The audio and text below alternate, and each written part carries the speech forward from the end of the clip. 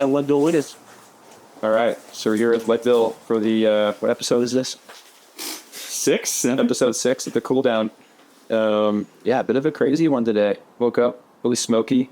Yeah. That was kind of a bummer. And the race started off very, very fast And cold. and very cold. Everyone was pretty antsy to get going, get cranking. A lot of drop bars out there, a lot of speed down the pavement and into Keegan's. Yeah, the race kind of just kicked off straight away, as it does now. You did that. Yeah, I did that. But there was more other participants this time. So yeah, I don't know, break it down. Yeah. I guess that another win. 5 wins. You and Adrian me for calling it out 2 weeks ago, but you did it. I did it. Thankfully. Did you ever have any stress out on course? I mean, no stress in the sense of like winning the race. There was some stress around. I mean, I had the goal of going faster this year, of course. And on the way home, the wind was not as I anticipated. There was a nasty headwind pretty much all the way home. The surface was absolutely terrible today, very slippery. So I was pretty cautious down power line, and then was also very cautious down Columbine, 5 minutes slower than the record year. So for all you guys, talking trash from the drop bars, that was not it. Was very happy with the bike setup, actually. The full suspension, the blur was sick. Drop bar, sporty tooth ring, 2.25 Aspen STs. They were a little slippery, but I still think, they're the right tire for me. I wouldn't change anything on the bike. Really just would change the weather that you can't control. So, we had a good crew going out. John and Simon were riding flat out. I think they also both wanted to go under 6. Fortunately, John was 20 seconds off after a big get off in the feed zone, which was a real bummer. Crashed going down Columbine on the way home, sounds like. So you got run into. Got ran into by someone else. It was not his fault. So that was unfortunately probably his 20 seconds going sub 6. Good day out for me. And, pushed a little hard on the flats on the way in because I was like, we're a little behind on time to go the record. And I paid for that a little bit on power line. But, was able to kind of just keep the pedals turned over. And thankfully, there was actually a little bit of tailwind going up Turquoise Lake Road. Yep. That was like Carter Summit was nice. Carter Summit, there was 10 minutes of tailwind all day. And then there was some tailwind of the boulevard, I guess. Bit. It seemed weird. At that point, I'm not even thinking I was pushing all out. It was pushing. Yeah. But yeah, it was like, I was like, this is nice. You can like get a little push from behind. Yeah. Otherwise, relatively smooth and flat this year. That was nice. We were very cautious down power line. I didn't want to do that again. It was good. How was it? It was good. I will give you some credit. Most of your hints which I didn't take were good. I was happy with 40. Honestly, I surprised myself. See, I wasn't trying to lead you astray. No, you rolled. And then I at times regretted the hardtail. But also I think like in the end my day wasn't perfect anyway. I felt really, really flat on the way out. Kind of found myself in 21st place, I think, on the top of Columbine. And then turned a corner and felt great. I just chased home. And I think hardtail 2.4s. I didn't flat, no mechanicals, no bad luck, but it definitely leaves a lot to be desired. The course, I think, a lot of people are going to talk about it, but anyone who finishes Leadville this year, it was rough. It was rough. And 2023, I think we look back at, you talk about like power line descent being on rails, it was just perfect. Oh, I got about it. It was like 2023 was insane. You didn't need brakes that year. It was. Yeah. And so for me, that was a great year. And so descending this year, I definitely was just trying to pay attention and not doing anything stupid like I did when we were out here testing, like just slicing the sidewall or doing something stupid. I guess where do we go from here? What did you feel like coming into the finish knowing you weren't going to get the record again? Because that's 2 years in a row now. Well, unfortunately, race brain, I thought I was under my record. Oh, shit. I was like, I think I can slide like a minute under, maybe. That's worse. But I had the time wrong in my head, so I pushed all the way up the boulevard, pushed all the way up that last climb, like flat out. Like, got to the finish, I was absolutely cooked, and I was 2 minutes over instead of under, so that's unfortunate because I could have like, cruised in, soaked it in. Like, it doesn't matter at that point. Once you miss it, you miss it. Yep. So yeah, that was unfortunate race train mistake. But yeah, I mean, it was pretty cooked. Yeah. So Leadville is, I think, iconic. People have done it 30 times. How many have you done this now? this is my fifth. So my fifth also. You think you're going to make 10th? I don't know, man. It would be cool to because I think Weens has the record at 6 wins. Yeah, that's true. Yeah, So you're close. So maybe there's that. I don't know that I need to do 10. I mean, maybe. I keep coming back trying to go faster. So if I don't ever go faster, I'm just going to keep coming back, I guess. Yeah, sorry for the smoker's cough. It was pretty bad this morning. Yeah, I think at 5 a.m. it was 150 AQI, and then it went down. Yeah, like Sophia texted me this morning asking if I had looked the AQI. I was like, honestly, I don't even want to. I can smell it outside, and I don't want to know. I'm just going racing regardless, so I'm not going to change anything. Yeah. Goodness. How does it play out for you? Kind of you're by yourself coming off Columbine, and you got all these riders coming at you. Obviously, the ways behind me a little more time descending Columbine before we saw anybody this year. But are you ever stressed about just stupid crashes happening or bad luck? Because there's a lot of other people that we don't normally encounter at a big race. A lot of time you're pre-layers. Oh, yeah, all day long. I do think, like you said, with the time gaps this year, it was pretty nice. Like Columbine was pretty wide open. Like I didn't start seeing, the women were like halfway up, so the top of it was pretty wide open. And then didn't start seeing amateurs until kind of the bottom of Columbine. That said, so Columbine was nice, but then it was a little hectic, like going through Twin Lakes, the single track, and pipeline area, that section before you get to Twin Lakes. That was probably the diciest. Yep. They're just big groups. Yeah, everyone's for the most part, it was super nice moving over, stopping, so thank you. I appreciate that. We all do. And I'm fortunate enough to have the moto right ahead, which I think helps. The moto's honking, and it's a big thing. Moving out of the way. You don't want to get hit by that. Don't want to get hit by that. The single track after the Twin Lakes Dam is always a little scary. Yeah. Because you're trying to go flat out, but you're chasing. You're on the gas. I'm on the gas. So that was a little dicey in that little climb up to the road. Yep.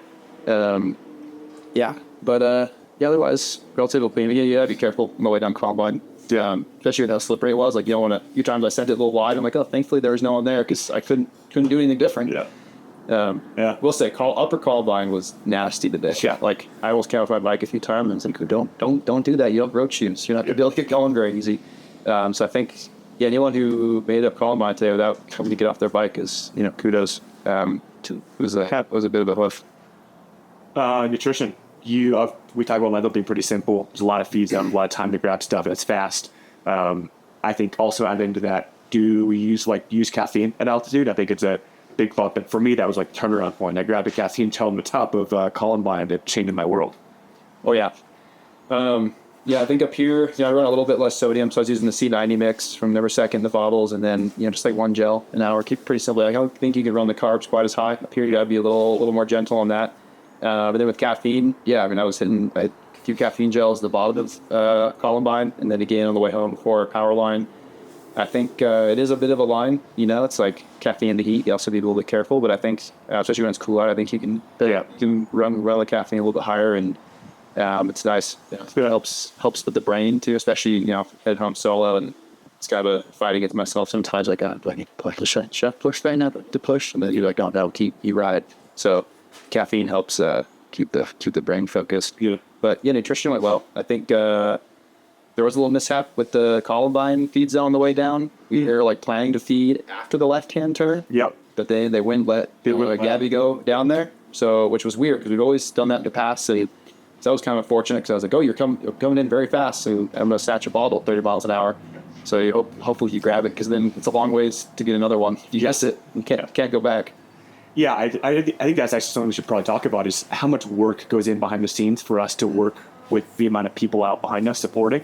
And I think you make all these plans, and then sometimes it's like, it just changes. Yeah. And you have to deal with that mid-race, because we had that same thing. I was like, hey, we come in so hot to that corner. there's always amateurs cut taking it wide, like definitely feed on the next side. And I was like, why are you standing in this corner right now? Oh no, I gotta slow down and try. Hopefully, I grab this bottle. I grabbed Musette, so No, that's even scarier. Questionable too. Yeah, that's also right where John cracked. Okay, cut it. We just add it together. Camera cut out, but here we are. This is raw and authentic, so we're not gonna do any reruns. That's how we do it. What? Looks like we get 15. Okay. Yeah, we get 15 minutes. So here we go again. So where were we? Yeah, I guess finishing up nutrition. I think for me that was the biggest thing. Is I just like to. I try not to overdo it, especially at altitude. For me, I try to make the end of the race easier because I think a lot of people override all day.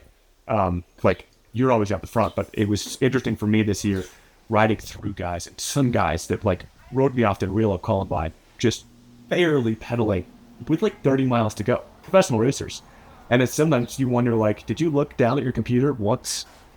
I think, yeah, I think it's I think at the elite race, it's gonna have a dangerous game you gotta play sometimes, like, because you have to be willing to gamble a little bit to make certain moves and like stay in certain groups. And if you miss the train on the way home from Columbine, you're unlikely to, to make that group again, unless you're you and you're riding really and you're like hammering on the way home and you're feeling super good. But most of the time, it's like once you miss it, it's gone. It's like on the way out, like once John Simon and I go, it's like we went and they're not going to catch us because that group's always kind of disorganized behind. And it's, so you have to be willing to kind of gamble sometimes. So I think guys like, if you're racing for a top 10 or a podium, like you kind of have to be willing to risk it a little bit. There's a fine line of like riding within yourself and knowing what you can do, but also like racing the race, And I think, I don't know if the amateurs race this way or if they have, more, that was scoring strict pacing to hit their time goal at 7 hours, 8 hours, 9 hours, whatever it may be. But I think in the elite race, like you said, I think guys like ride out of their skin, and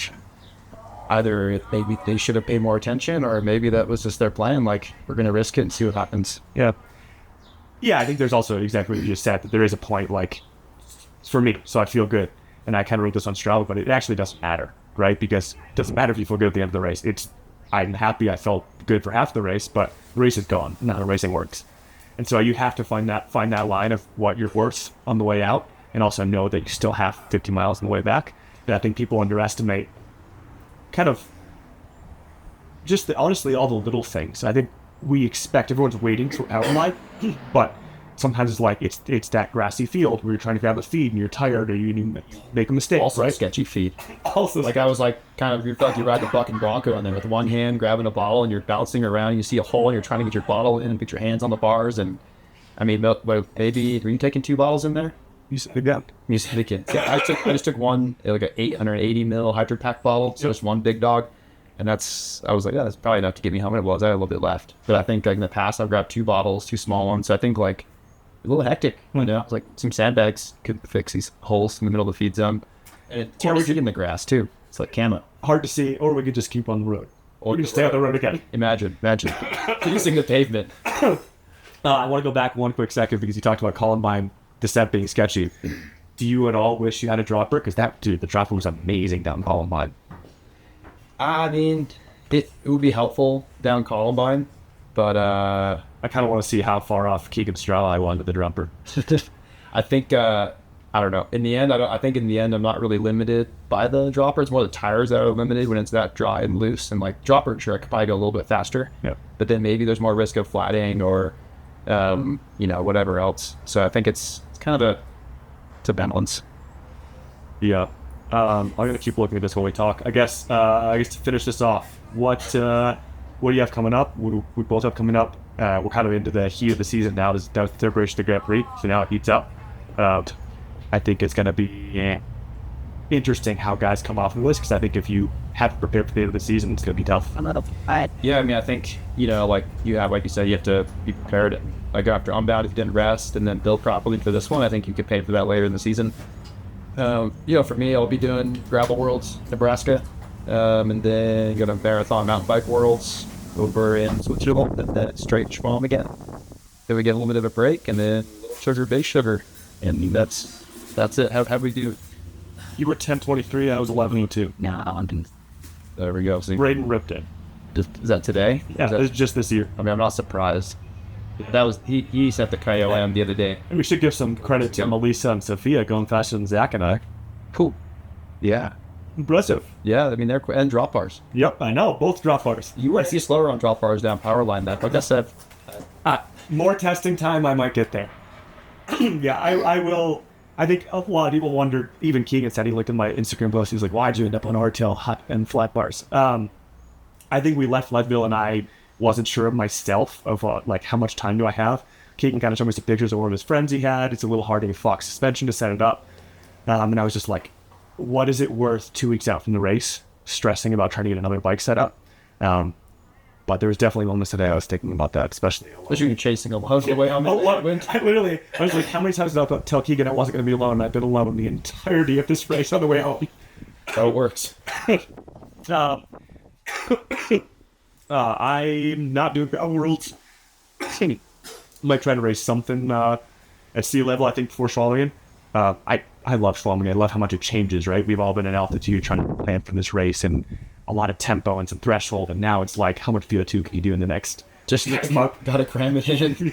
That's one reason I'm excited to go to gravel worlds, to get a little speed back in the legs and remember how to push, do VO2 again, because I've done like one VO2 session the last month. So do you want to do a quick touch on what you think you're going to run at Schwalmingen? You ride the bike. You think you're going to be able to dually again? Drop bars? Oh, definitely a dually. I'm unsure which dually I'll ride, whether drop bars or flat bars. A little torn, but I love the dually there. I won't ever go back to a hardtail. Man, after. You're just killing me, dude. You're killing me. Trying to think. Anything else? Done. That's it. Jonathan, you want to jump in here?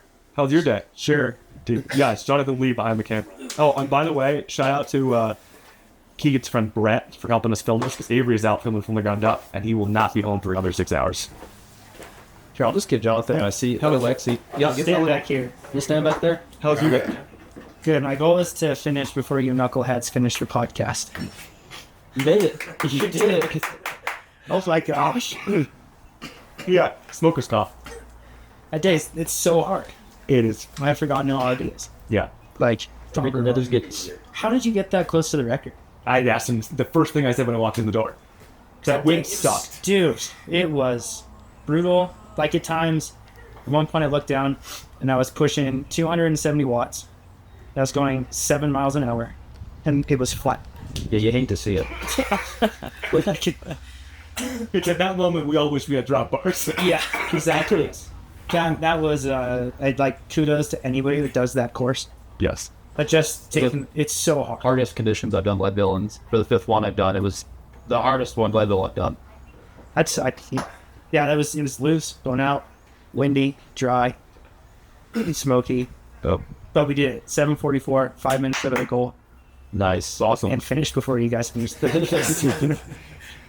You're lucky Keegan was screwing out at the finish line. We could have got it done earlier. you had like a 7-minute lead when you passed us, by my reckoning. That's not hard. How did you do that gap? It's hard to judge when When you're down and when you're really slow. Alexey. Jonathan gave me Jonathan gave me a good bark today too. I was pretty impressed. A good like a knock to lose arf arf. Yeah, proper mark. Yeah, proper arf. Yeah. So good work. Yeah, so just after Twin Lakes alternate, Keegan on like that kind of like farm road, we saw Keegan come through, and then I just looked at the time, and then it was a whole 7, or it was actually a whole like 6 minutes until we saw it was Gaston and Pio. You see him way down on the ground. No, Yeah, that happened. Got taken out by a camera guy. no way, Gaston. Yeah. Oh, one missed 6 hours by 20 seconds. Oh, Main campus. that's I right. hate to see it. I think he's kind of like everyone's hero. Oh, yeah. Just like shows up and crushes this race. Yeah. But then I tried to do like the math. I'm like, well, they would cover that distance shorter, that sort of thing. So I figured it was actually somewhere around 7 minutes. Still a science guy. Which is kind of just, yeah, science my own way. Our group was super aggressive, like combative aggressive. We were going up St. Kevin's, and there were elbows, there were bars locking, people falling down, people yelling at each other. And so I was like, I'm going to give it more gas. Like, I get out of this. And then we get like, by the time we get to the top of Sugarloaf, I look down at my timesheet and like, I'm 10 minutes ahead of schedule. This is bad. Need to chill. Yeah. So I just tried to drop NP for the rest of the day. Yeah. Like trying to find wheels, trying to not push over like into the pitch, and try to really just be smooth. And then once we got up there, it was like up to Coleman. It was cracked. And coasting in. Cool. Let's wrap this up. All done. Leadville. Next one will be Swim again, probably. Yep. That's it. See you guys. Thanks.